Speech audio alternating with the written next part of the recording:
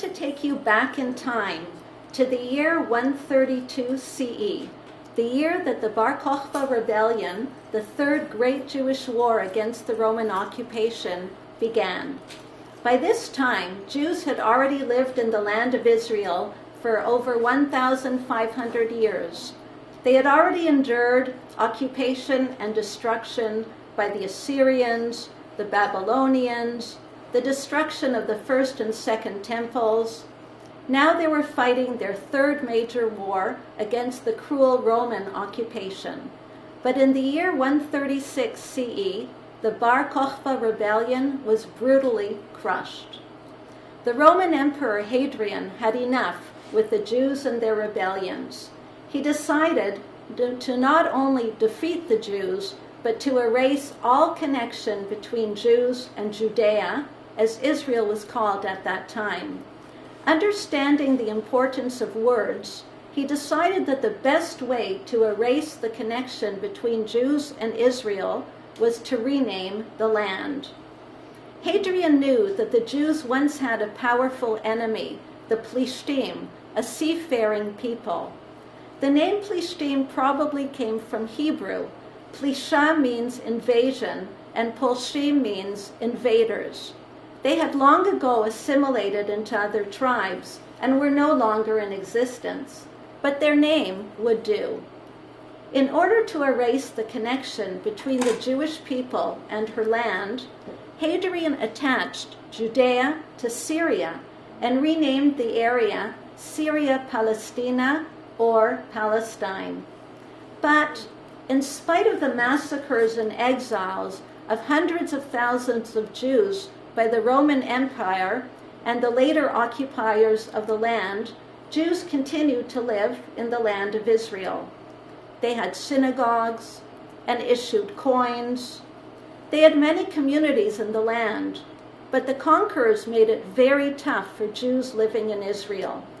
Due to persecution and the high taxes imposed on the Jews by the various occupiers, both Christian and Muslim, the Jewish farmers were forced to leave their lands, eventually congregating mainly in urban areas, especially in the cities of Jerusalem, Hebron, Tiberias, and Tzfat. Even Jews no longer living in the land of Israel did not forget their land. Jews from all over the world ended, as we still end, two major holidays with the words, "Next year in Jerusalem," L'Shana Haba B'Yerushalayim. But for the Christian world, the geographical area, including the land of Israel, continued to be called Palestine.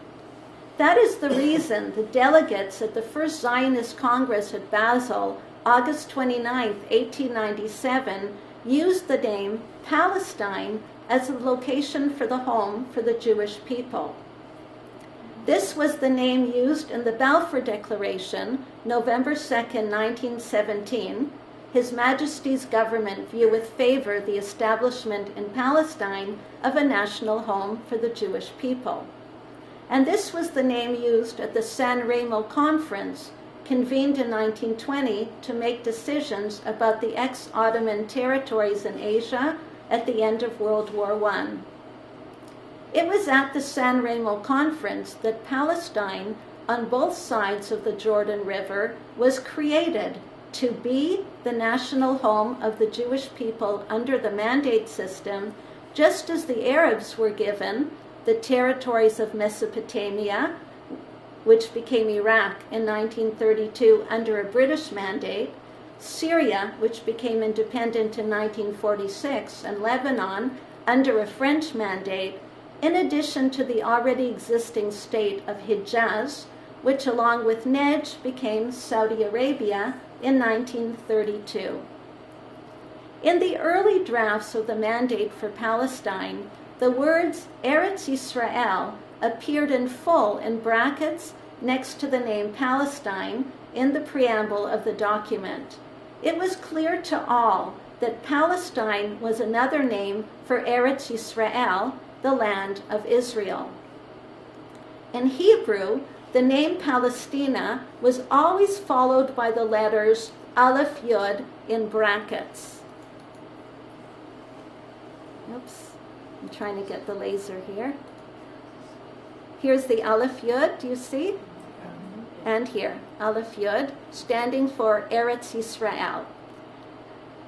In Hebrew, the newly mandated area was called Palestina I, Aleph Yud, Eretz Yisrael.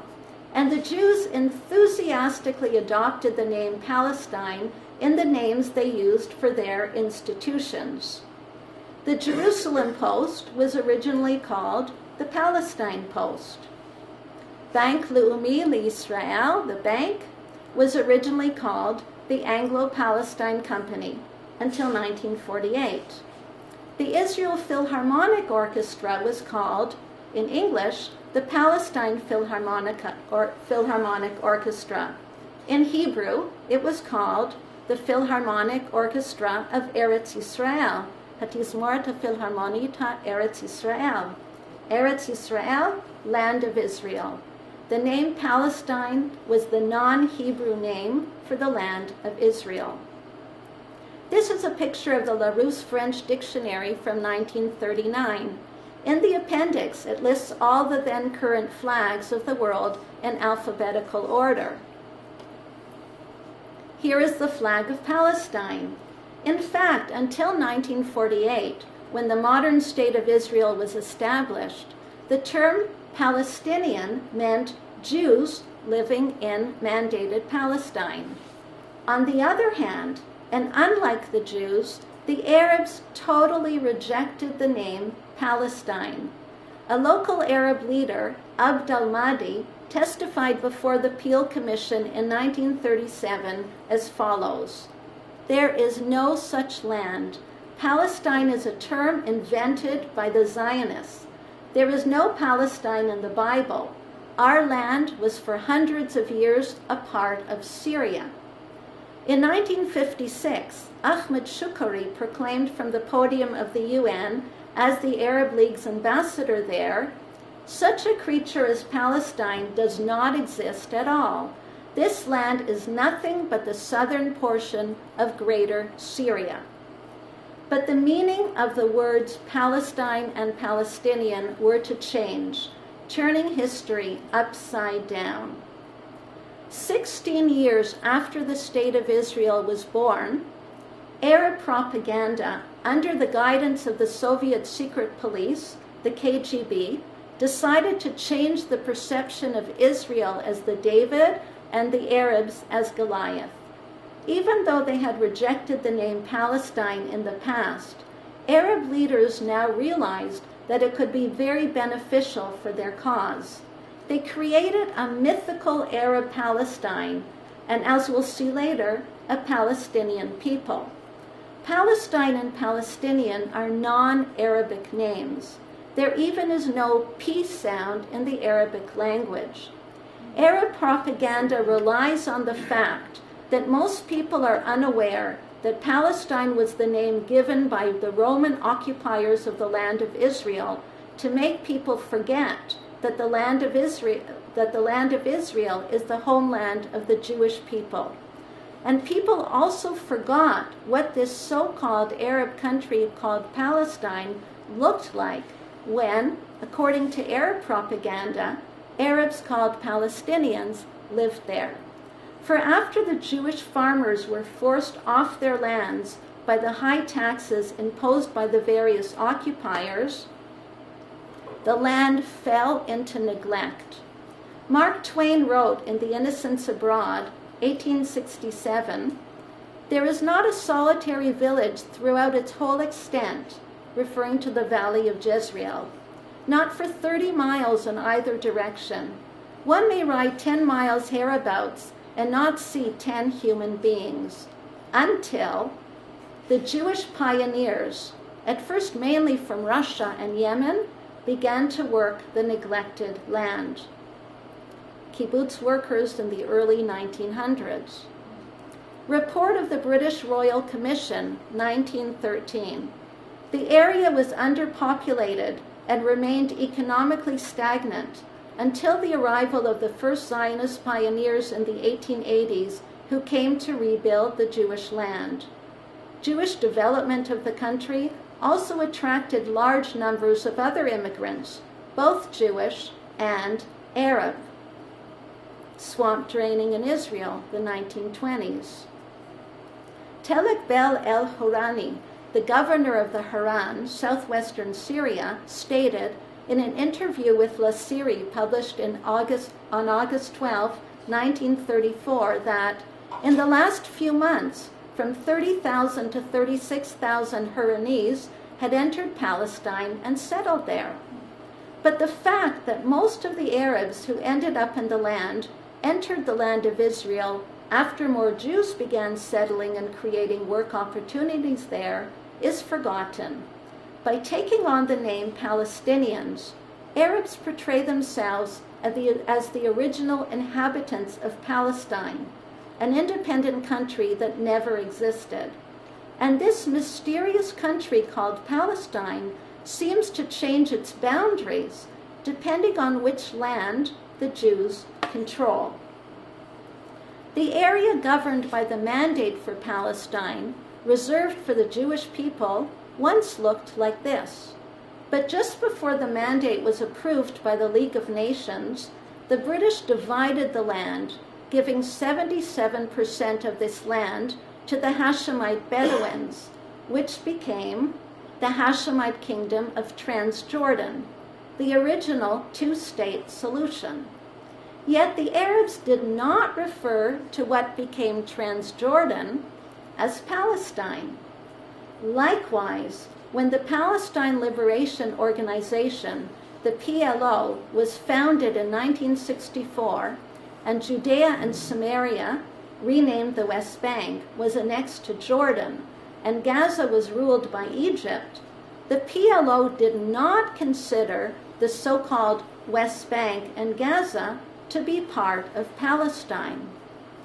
The original Palestine National Charter, 1964, Article 24 states, "This organization does not exercise any regional sovereignty over the West Bank in the Hashemite Kingdom of Jordan, on the Gaza Strip, or the Hema area."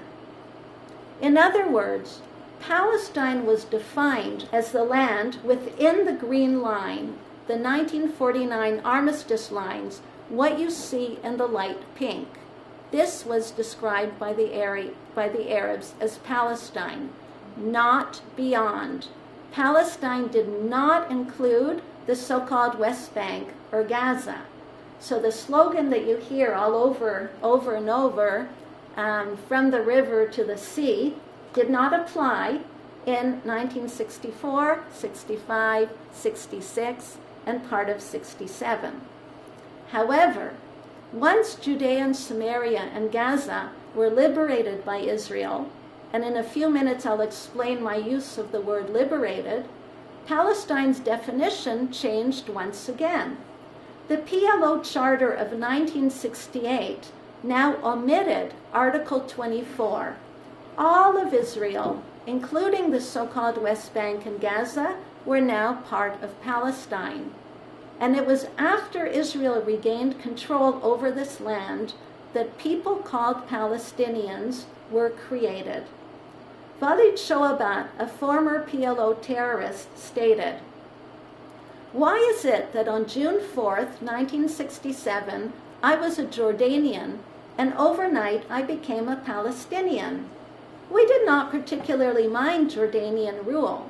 The teaching of the destruction of Israel was a definite part of the curriculum, but we considered ourselves Jordanian until the Jews returned to Jerusalem.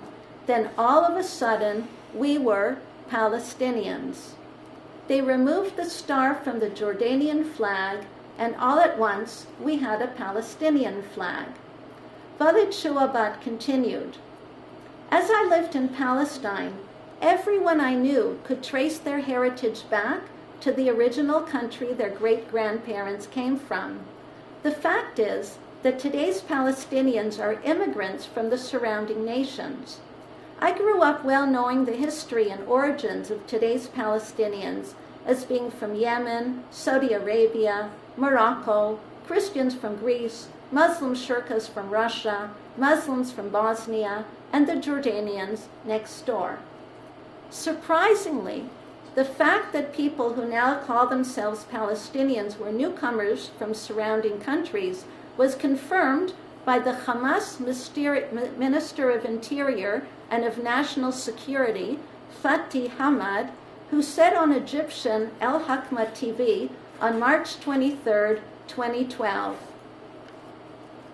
"Allah be praised, we all have Arab roots, and every Palestinian in Gaza and throughout Palestine can prove his Arab roots, whether from Saudi Arabia, from Yemen, or anywhere.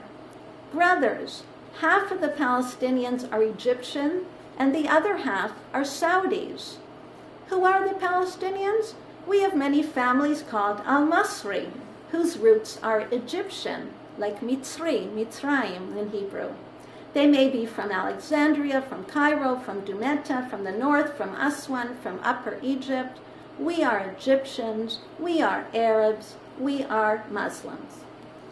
Zahir Hussein, executive member of the PLO, Palestine Liberation Organization, in an interview with the Dutch newspaper Trouw, March 1977, said it very clearly.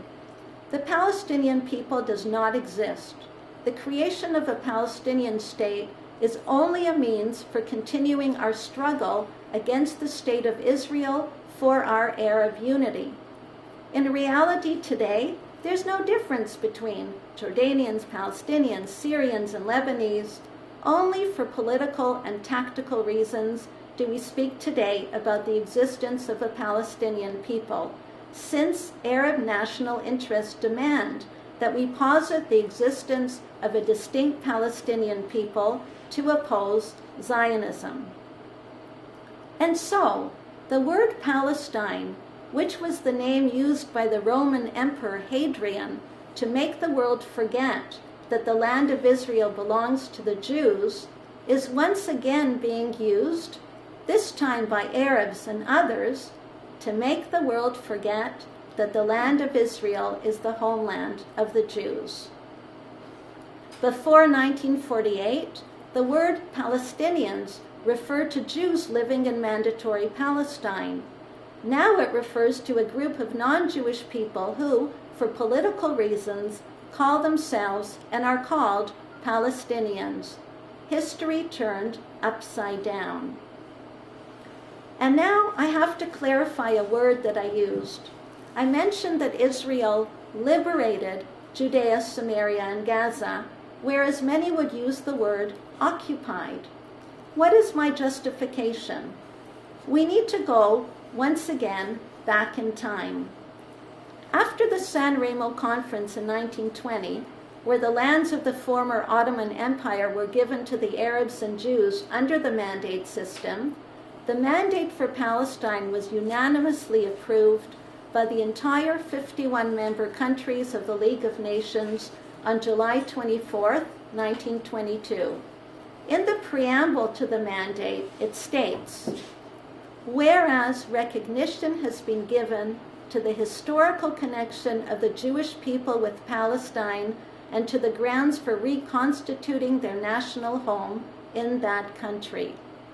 Reconstituting, for there was recognition of the centuries of expulsions and persecutions of Jews in the land of Israel as recently as World War I, where in the 4 years beginning at the start of World War I, the Jewish community was reduced by half through expulsion and deliberate starvation. A lot of people don't remember the expulsion of the Jews from Tel Aviv by the Ottoman Turks, where more than one in five died of starvation. As mandatory, the British were obligated to fulfill the articles of the mandate. We'll just look at two of the articles. Article 6, the administration of Palestine, while ensuring that the rights and position of other sections of the population are not prejudiced, shall facilitate Jewish immigration under suitable conditions, and shall encourage in cooperation with the Jewish agency referred to in Article 4, close settlement by Jews on the land, including state lands and wastelands not required for public purposes. Article 5, the mandatory shall be responsible for seeing that no Palestine territory shall be ceded or leased to or in any way placed under the control of the government of any foreign power. I already mentioned that the British, in 1922, gave the Arabs a further 77% of the land that was supposed to be reserved for the Jewish homeland. Jewish settlement in these areas was now strictly forbidden. In 1923, the British then illegally gave further land, parts of the Golan Heights, to the French, which later became part of Syria. However, the creation of yet another state in eastern Palestine did not change the status of Jews west of the Jordan River, or the right to settle anywhere in western Palestine, the area between the Jordan River and the Mediterranean Sea. All this area was to be used for Jewish settlement. However, the British did not keep any of their obligations under the mandate. For example, Article 6 of the mandate, which we just read, Britain was obligated to help and encourage Jewish immigration into the land. If the British had kept this obligation, Jews would have been able to escape from Hitler. Instead, the British had gunboats out and would not let the Jews in. However, their not keeping their obligations did not affect the legal authority of the mandate's provisions. And the rights given to the Jewish people under the mandate for Palestine are still valid according to international law today.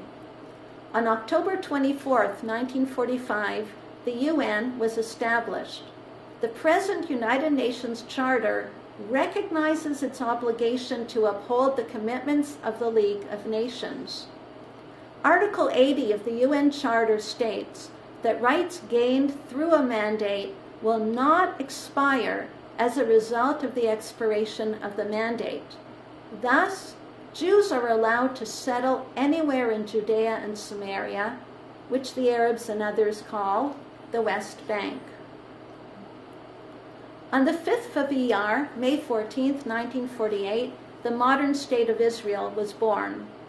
5 Arab armies attack in a genocidal war against the state of Israel. Azam Pasha, Secretary General of the Arab League, declared, "This will be a war of extermination and a momentous massacre." Israel, thank God, survived the war. Armistice agreements were signed between Israel and neighboring Egypt, Lebanon, Jordan, and Syria.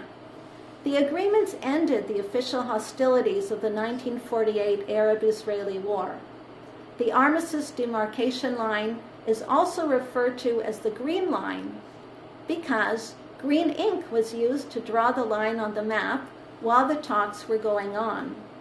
This line was never recognized as a border. It has no legal implications, and thus there is no such thing as the so-called 1967 borders. During the war, Jews who had lived in Judea, Samaria, and Gaza for thousands of years were slaughtered, and any surviving Jews were expelled, or in modern parlance, ethnically cleansed from these areas, including the heart of Jerusalem.